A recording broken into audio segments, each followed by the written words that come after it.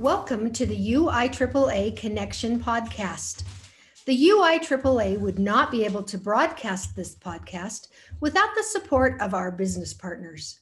Thank you to all of the gold and silver business partners of the UIAAA, BSN Sports, and our contact, Jeremy Macy. Final Forms, AMP, with contacts Julie Renner and Clay Burnett. Granite Canyon Wealth and our contact, Megan Palazzo. Jostens and our contact, Molly Shaheen. NCSA, Next College Student Athlete, and our contact, Paul Putnam. VNN Varsity News Network and our contact, Jason Jones. Thanks again to all of the gold and silver UIAAA business partners. Welcome back to another edition of the UIAAA Connection. I'm your host, Mark Hutch Hunter. We're proud to have as today's guest, Jake Von Scherrer, CMAA and president of the Florida Interscholastic Athletic Administrators Association. Welcome, Jake. How are you today? Mark, it's just an honor to be here. Appreciate everything you're doing for athletic directors in your state and as well as nationwide. Thanks, Jake. Let's just jump right into it. I'll steal the question. The first couple of questions are one that I stole from you when we had our podcast a little while back. But let's go back to your younger days, your growing up days before college, maybe high school. Some stories from there, maybe some youth participation, how you got into coaching, how you got into being an athletic administrator. Well, as you know, I could talk about myself for hours, so I'll try to keep it down to one or two. Even though we've been in Florida since 2000, 20 years, I was born and raised in the great state of Oregon and grew up there, ended up going to high school across the river in Washington State, but still, love my Oregon Ducks. As a kid, we're not that too far apart. You did everything. You played in the backyard, you played in the sandlots, in school. I got sucked into sports very quickly. During my junior high and high school days, played football, basketball, and ran track. Most of my friends did baseball. I was the only track guy, probably because I was lousy at baseball. But just really enjoyed it. Had some great teachers and coaches. And I just remember even as like a ninth grader or a 10th grader, boy, these guys are really, cool. They were great teachers. They were great coaches. You really admired them. And I just thought to myself, boy, this would be a pretty cool job. Went to college, was very fortunate to be able to go to a small college and continue playing sports. I played football and ran on the track team. Always had in the back of my mind, I'm going to be a professional football player, or I'm going to go to the Olympics in the hurdles or something like that.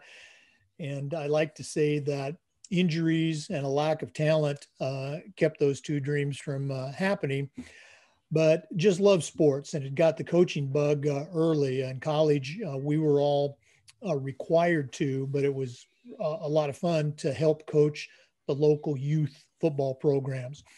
And that was really my first taste of coaching and just loved it immediately. And when I graduated, back in those days, you had that PE and health teaching degree.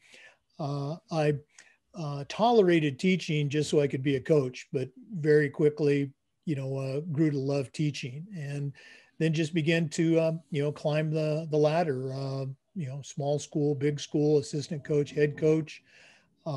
Spent some time on the college coaching carousel. That's kind of what brought us to Florida. And really the last 20, 25 years have been spent coaching and being an athletic director in private schools. Okay, so Vancouver, Washington is where you went to school, or were you in suburban Portland or somewhere else in Oregon? Well, I went to college at Pacific University just outside of Portland, Oregon, but my high school was at the time, it was a small town, but it was a big school back in those days. Battleground, Washington was the high school. And, I graduated, let's say 45 years ago and was back there this past summer. And, boy, it's almost like a suburb of Portland now. It's not at all rural, which is what it was back in our day. We were kind of called the Hicks by the city high schools that we competed against. So yeah, Battleground High School, home of the Tigers. Excellent. Interesting story about the University of Oregon. My grandson, as you well know, since I love to brag about him, he's got a teammate, the center that was actually a 4-year starter, the same as he was. He's actually going to the University of Oregon and is famous in Utah for wearing his Oregon Duck socks during the football games. So we've got that connection going. Excellent. So tell me about any teachers or coaches or other people maybe in the NIAAA that had an effect on you, maybe acted as a mentor for you. Well, I think like most of us, start with my parents, my mom and my dad. I think they were supportive of anything I wanted to do and wanted to try, even when they probably knew in their heart, this probably isn't going to turn out well. They let me experience failure. And I think my dad just taught me that work ethic. He had a construction business, and my older brothers and I got to work for him summers and weekends, growing up and even into college. And I hated every minute of it. I can't drive past a new home construction now without having flashbacks, when I smell that fresh wood. But he loved it. He loved the building, the designing, everything that went into it. And I still remember, and I shared this with my own kids years ago. One summer, I think I was probably grumbling on the job site, but he said, Jake, the secret to happiness is find something that you love to do and then convince someone else to pay you to do that.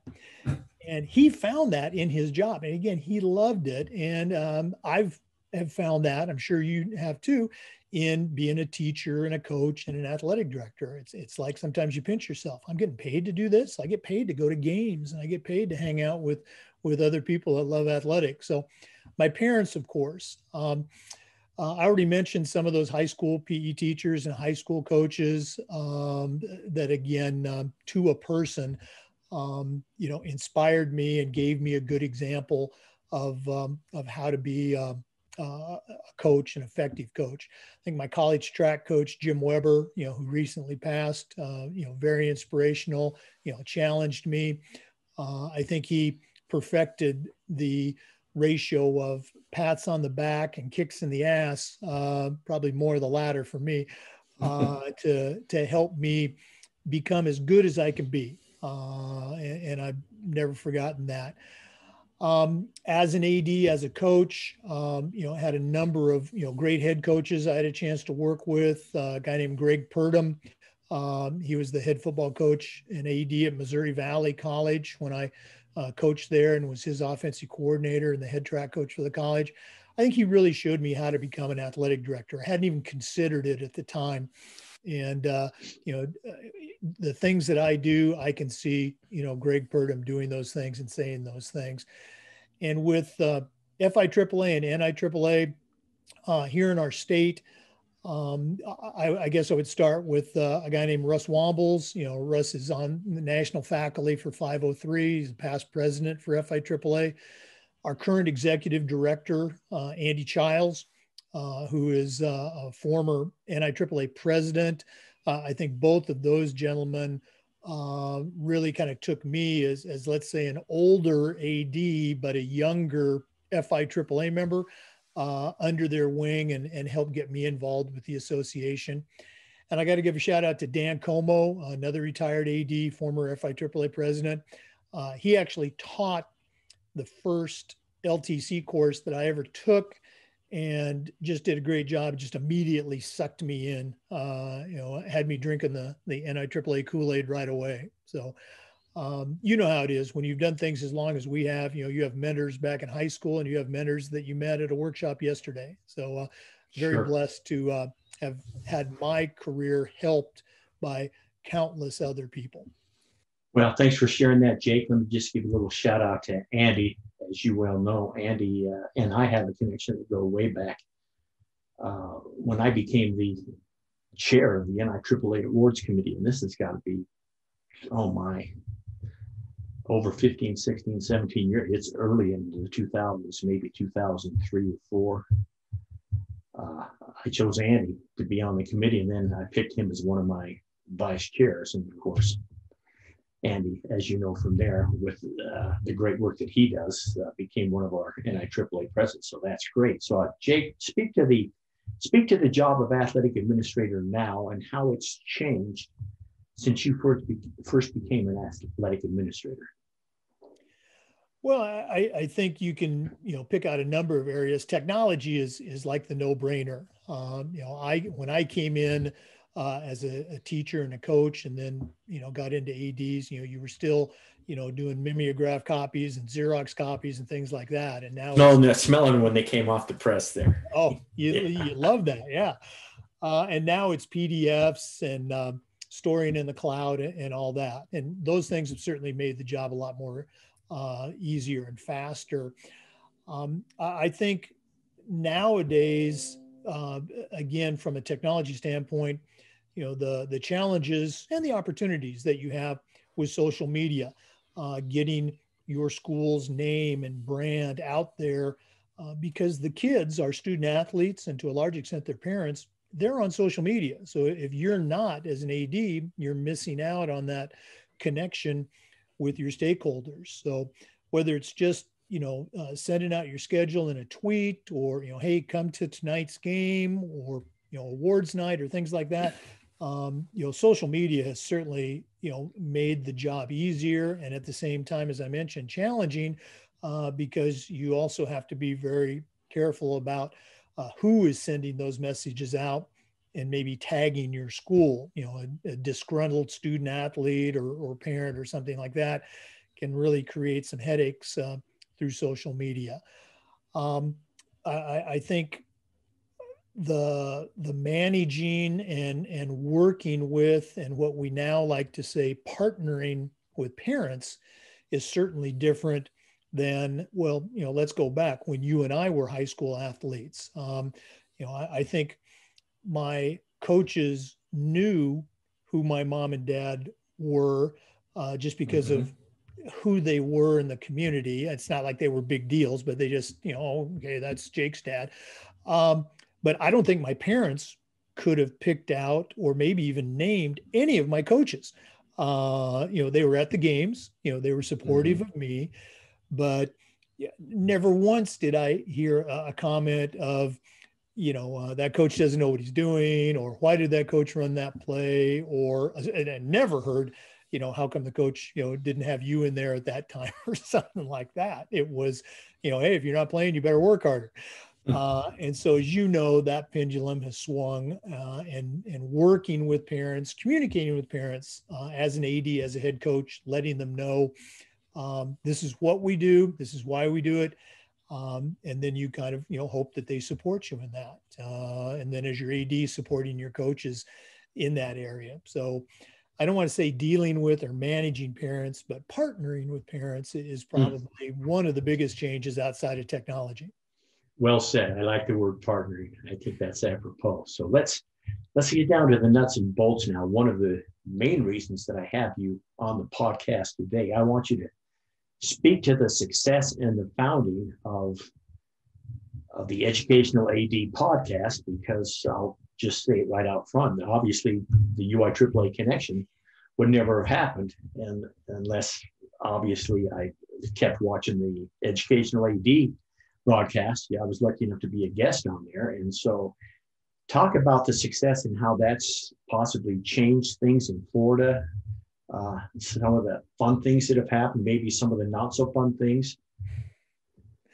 Well, again, thank you for those kind words, and just taking that story, back one level.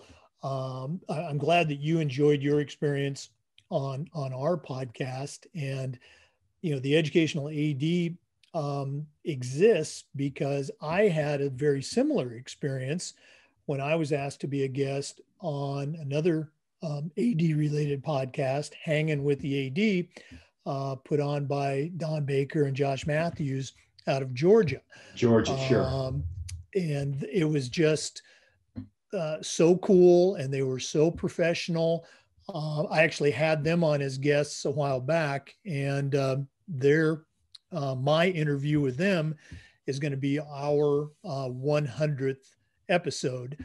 of the Educational AD podcast. So again, it wasn't an original idea, obviously, but at coming in, the timing was right. I interviewed with them back in June, and I had just become, I guess, officially, even though it happened virtually, we didn't meet in person. I had just become the president for this year for our state association. And in the back of my head, I had told myself, I want to do something, for lack of a better word, different, that, is going to help our organization. It might stick around after I'm no longer president.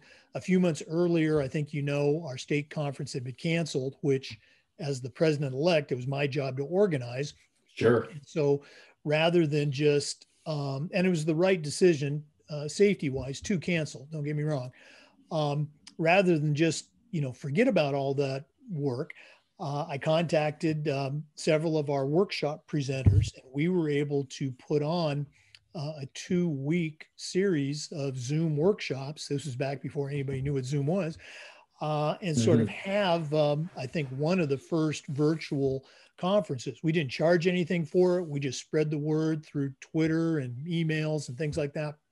And we had almost 1,000 logins to those workshops. So I'd already done something in this, let's say virtual world, and being a guest on Hanging with the AD just really struck a chord with me.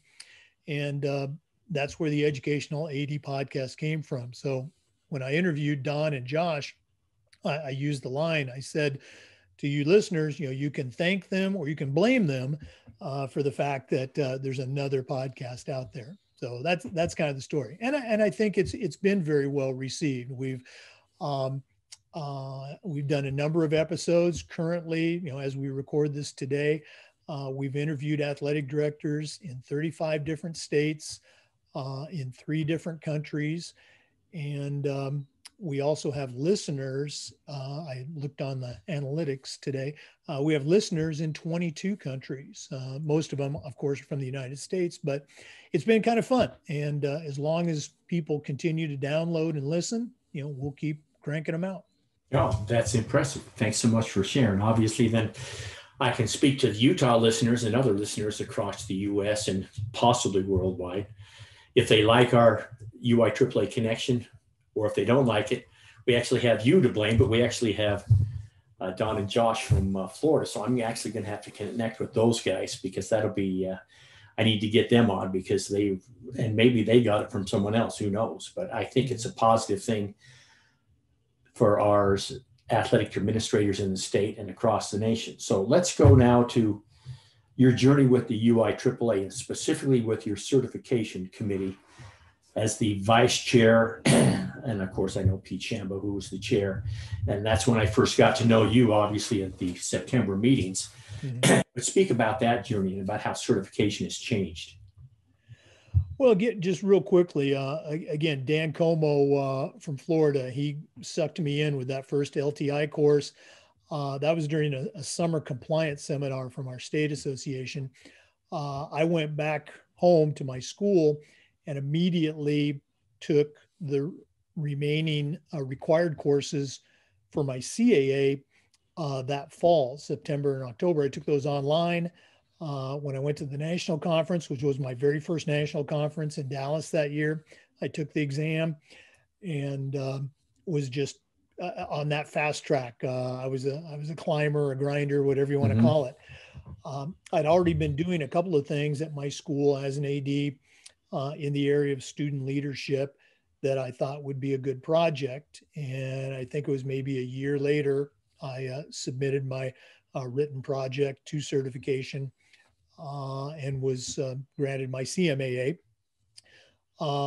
Later that summer, I was contacted by the certification committee. There was an opening, and long story short, I became a member of certification.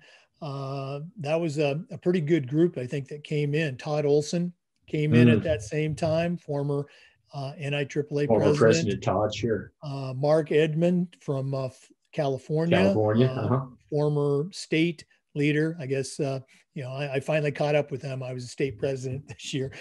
But we had a lot of fun, and Pete came in that same year too from New York. So after serving a couple of years, there was an opportunity to become vice chair, and Tall Grop from Idaho and I were selected as co-vice chairs.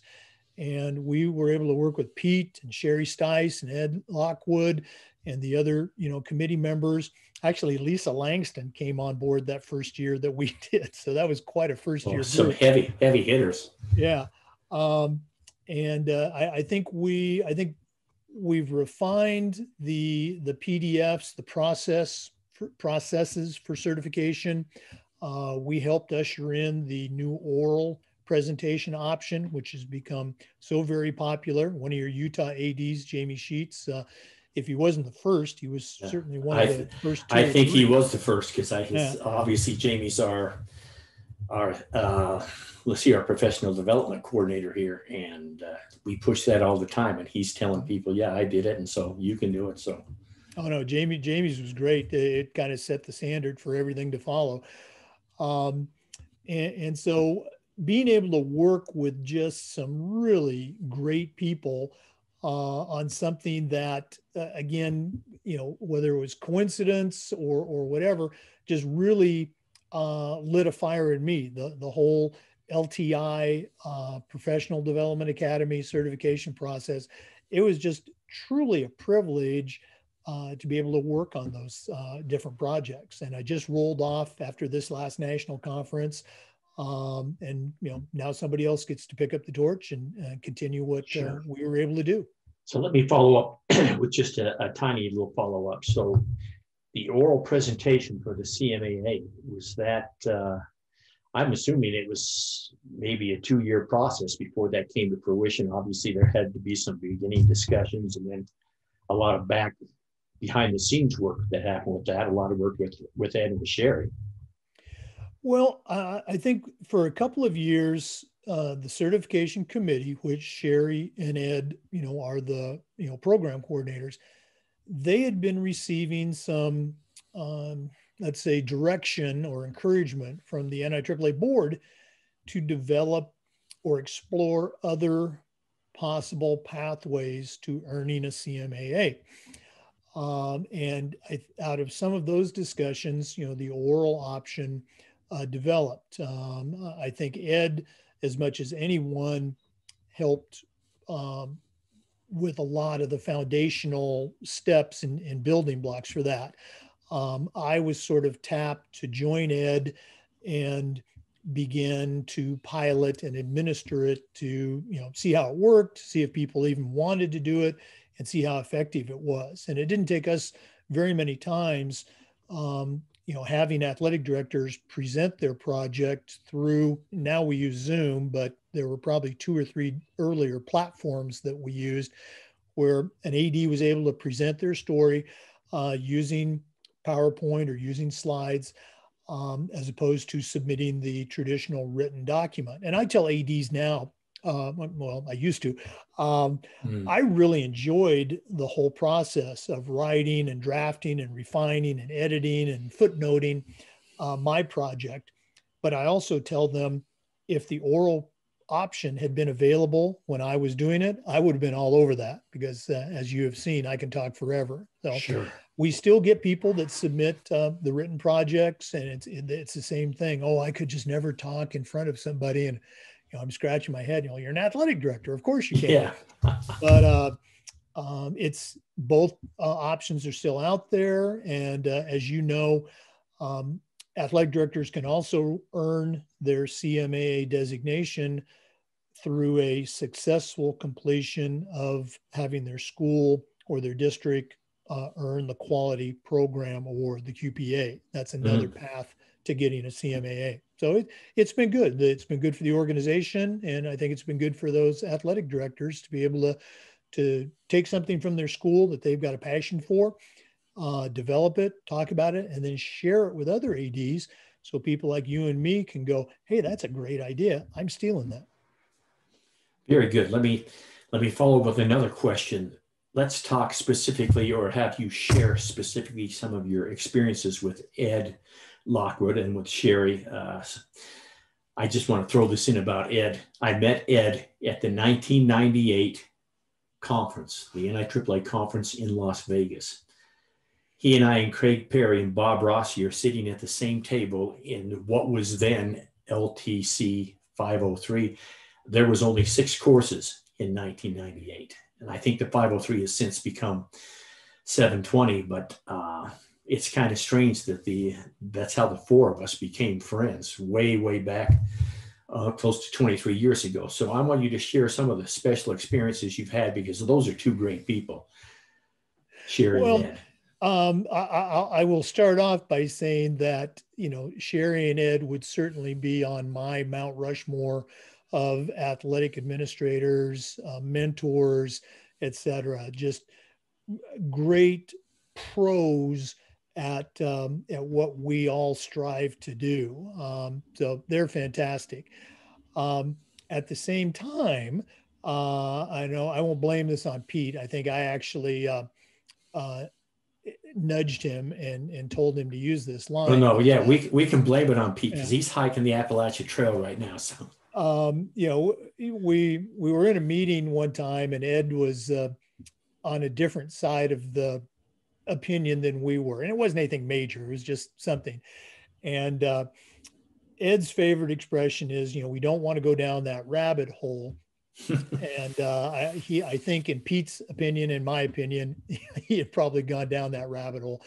So the topic came up about age or older ADs. And so this was a couple of years ago. And so, Pete goes to Ed, hey, Ed, I was wondering, what was Ike Eisenhower like? Was he a cool guy? And so that that got a chuckle out of Ed. Also, Ed is famous or infamous when we do Zooms for having technology problems. And there was a particular, I don't want to say it was an oral presentation. It was probably just a certification committee meeting. But for the entire meeting, we could hear Ed, but all we could see on his little Zoom window was a lamp on his desk. And I don't know if he had his laptop turned around or whatever, but the lamp story has gotten a lot of mileage. Sherry, I don't know if I've got a story about Sherry.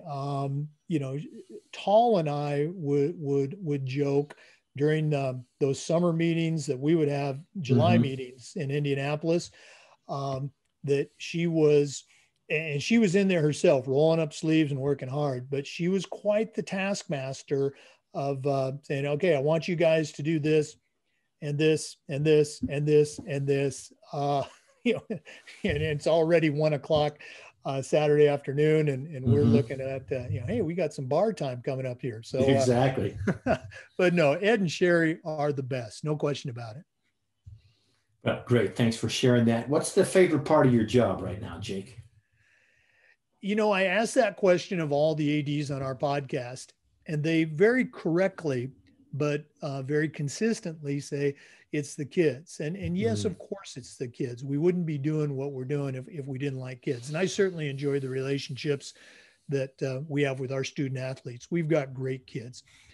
I would say just a hair above that, because again, I'm no longer coaching. I don't have those real close relationships that you're able to make as a coach. We just have some fantastic coaches at our school. Almost every single one of our varsity head coaches who at our school, they're in charge of their whole program. As a private school, we have varsity, JV, middle school, and some of our programs even develop lower school teams and programs. And having those coaches as teachers or as employees on campus, they get to see the students during the day. They get to see them in the classrooms, the hallways, the dining hall, and just build those relationships. At the same time, we have some great walk-on coaches, some community coaches, but we're just so very blessed to have great coaches at our school. And I just love the relationships and being able to work with them on a daily basis and seeing the successes that they have in their jobs. That's what's gratifying for me. Obviously, that's a great answer to a great question, which obviously I stole from you and will continue to steal from you. So let's get close to wrapping this up now. So I only go with, I know you go with 3 in your podcast, but I'm saying you need to give me 2 things for a new athletic director. I'm saying a new athletic director is between 1 and 4 years. That somewhere in that neighborhood, and with your wealth of experience, just share the top 2 things that you would share with those ADs. Well, I think the first one would be this all-encompassing thing of resources or networking. When I first came to Florida, I was at a school. I was the head football coach and the athletic director. And I think I did a really good job as an AD, but I approached my position in that order that I just said. I was the head football coach. And oh, by the way, I'm also the AD. And, I think I was a good manager back then. I don't know if I was as good of a director as I should be. And like a lot of athletic directors in Texas that have that title. Sorry to interrupt. Continue. No, you're absolutely right. And when after 8 pretty good years at that school, I took a job as an athletic director only at another private school down in the Miami area. And that was when I first got involved with FIAAA. That summer, I took that first LTI course, and it just all started from there. And I just really wish that, obviously it was out there. I just didn't see it or hear it or acknowledge it. I wish I would have been involved with my state association and the networking and the mentoring opportunities and the professional development opportunities that were always there waiting for me. As soon as I got involved and took that first class, it was just so welcoming and so encouraging and so enveloping from all those other ADs that I got to know over the years, the Russell Wombles, the Dan Comos, the Andy Childs, and you name it. So getting involved with your state association, finding that local mentor, networking would be number 1. And then number 2 would be a lesson that it took me, again, far too long to embrace and realize. Listen more than you talk. My style had been, as a coach, as an AD, high energy, high enthusiasm, high motivation. We're going to do this. And it took me a long time to have equal parts enthusiasm and at the same time, be open to listening to other ideas, other opinions, surveying the situation rather than just, come charging in full speed ahead. So networking and listening, if you're only going to limit me to 2. Great answers. Thanks for sharing. Let's go with our final wrap-up question then, Jake.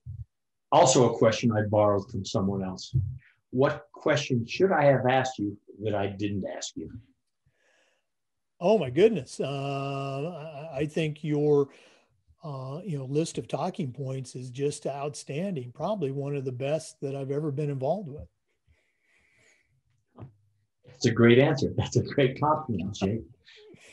Thank you once again, Jake Von Scherrer, CMAA, Florida, or FIAAA president, and I call him the podcast guru. Thanks for being on our show today, Jake, and to our listeners, we'll see you again next Friday.